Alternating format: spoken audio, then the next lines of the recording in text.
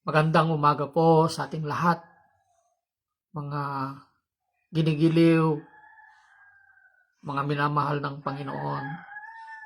May pag-asa po sa Panginoon, mga minamahal at ginigiliw.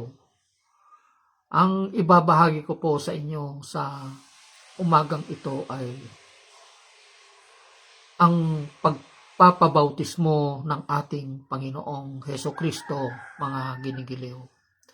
Ano ba ang nakapaloob na hiwaga? Bakit nagpabautismo ang ating Panginoong Hesukristo, mga ginigiliw? Alam nyo, noong siya ay nagpunta kay Juan the Baptist, mga ginigiliw, no? Tinanggihan po siya ni John the Baptist na bautismuhan. Sinabi ni John the Baptist, mga ginigiliw, no, na ako po dapat ang magpabautismo sa inyo, sabi po ni John the Baptist, mga ginigiliw. Tinanggihan niya po na bautismuhan ang ating Panginoong Hesukristo, mga ginigiliw. Pero sinabi ng ating Panginoong Hesukristo sa kanya, mga ginigiliw, subalit sumagot si Jesus, hayaan mong ito ang mangyari ngayon. Sabi po ng ating Panginoong Hesukristo kay Juan, mga ginigiliw. No?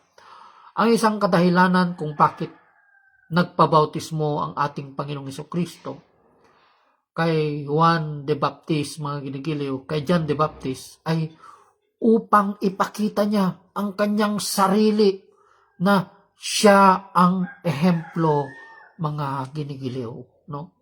Siya ay ehemplo ng pagpapabautismo na ito ay hindi lamang doktrina ng tao, kundi ito ay doktrina ng Diyos. Ito ay gawain po ng Panginoon, mga ginigiliw, na dapat po nating sundin. Ito ang tama na bautismo. Bakit? Kasi naiintindihan na natin, no? Yung tamang edad ng pagpabautismo, yun yung panahon na pagtanggap po natin sa ating Panginoong Hesukristo bilang Diyos at tagapagligtas ng ating buhay. Ito ay pagpapakita natin ng pagtalikod natin sa ating mga kasalanan, pagsisisi natin sa ating mga kasalanan. Yun po ang sinisimbolo ng bautismo sa tubig, mga ginigiliw. Yung pagsisisi po natin sa ating mga kasalanan, pagtanggap po natin sa grasya at awa ng Diyos, mga ginigiliw, pagkilala po natin sa ating Panginoong Hesukristo bilang Diyos at tagapagligtas natin, di ba? Ito ay sumisimbolo rin ng pananampalataya po natin sa ating Panginoong Hesukristo, mga ginigiliw. Yun po ang nakapaloob na hiwaga ng bautismo sa tubig. So, ipinakita po ng ating Panginoong Hesukristo ang ehemplo ng pagpapabautismo. Kahit siya'y tinanggihan ni John the Baptist, dapat ako po ang magpapabautis po sa inyo. Sabi ni John the Baptist kay Jesus, mga ginigiliw, dahil alam niya na si Jesus, siya ay kordero ng Diyos, siya ang tagapagligtas niya, mga ginigiliw, no? Alam niyo po, mga ginigiliw, ang ginagawa po kasi ng ibang reliyon, no? Ang sabi po nila na bautismo ay katulad ng ginagawa po nila na yung binabautismuhan po nila yung bata, yun daw ang alam nila na bautismo. Hindi po yun bautismo. No, kasi hindi pa naiintindihan ng bata ang ibig sabihin ng bautismo. Hindi pa niya alam ang kasalanan. Hindi pa niya alam. Kasi sanggol pa lang yan, bata pa yan. No. Kaya ang nagpapabautismo, ibig sabihin, naiintindihan na niya ang tama at mali. Alam na niya ang kasalanan. Diba? Kaya siya nagpapabautismo sa tubig. Yun ay tanda, sumisimbolo ng kanyang pagsisisi. ng kanyang kasalanan, pagtanggap sa ating Panginoong Jesucristo ng kanyang habag at awa. Ito ay pagkilala ng kanyang pananampalataya sa ating Panginoong Jesucristo, mga ginigiliw. Yun po ang ibig sabihin ng bautismo sa tubig. Ibig sabihin, we are already at the age of reason. Naiintindihan na natin ang kasalanan. Yun ang ibig sabihin ng pagpapabautismo, mga ginigiliw. No? Pero yung bata, ang bata, yun ay dedikasyon lamang. Pagtatalaga ito sa ating Panginoon. Katulad po ang ginawa po nila sa ating Panginoong Jesucristo nung siya ay sanggol. No? Nung inihandog po siya ng kanyang mga magulang, sina Jose at saka si Maria, nung dinala po nila ito sa templo, mga ginigiliw, na kung saan meron po doon na isang lingkod ng Diyos na si Simeon.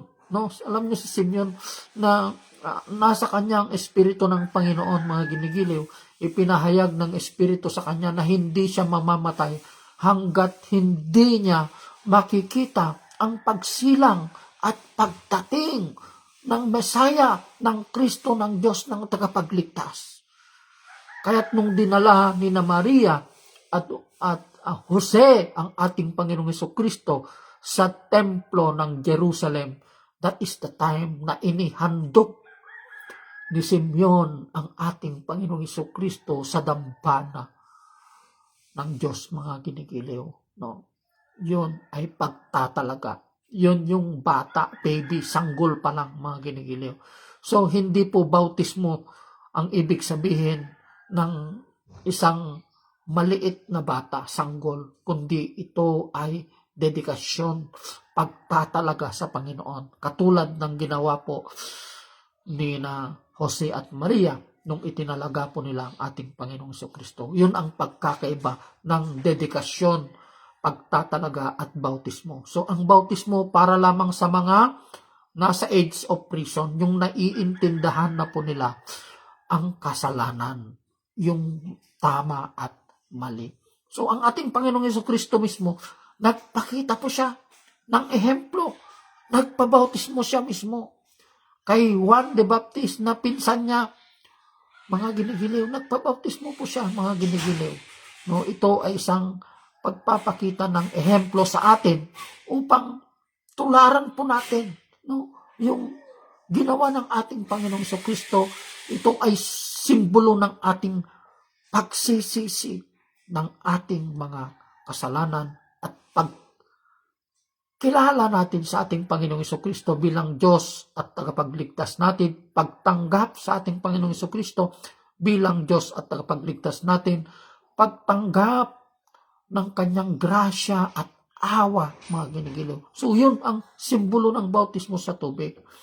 At isa pang dahilan kung bakit nagpabautismo ang ating Panginoong Jesucristo, ito ang simula ng kanyang ministeryo, mga ginigiliw. Makikita po natin na pagkatapos ng kanyang bautismo sa tubig, dito na nagsimula ang ministeryo ng ating Panginoong Jesucristo. 3 taon na pagmiministeryo siya bago siya namatay, pinatay at muling nabuhay, mga ginigiliw. Magandang umaga po sa ating lahat. Pagpalain po kayo ng salita ng Panginoon. God bless everyone. No? Maraming salamat po. Pagpalain po kayo ng salita ng Diyos. Amen. God bless po.